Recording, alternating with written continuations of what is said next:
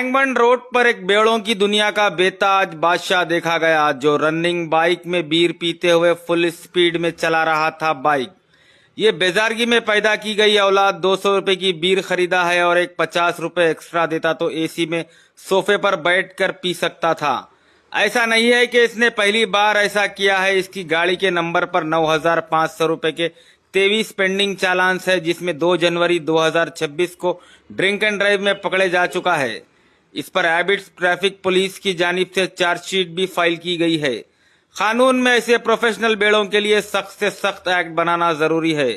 हमारा तो कहना है इसको उल्टा लटका के फांसी देनी चाहिए या फिर शराब में जहर मिलाकर इसे पिलाने के बाद ट्रेन के पटरियों पर लिटा देना चाहिए। आप कौन सी सजा का डिमांड करते हैं, कमेंट के जरिए जरूर बताइए।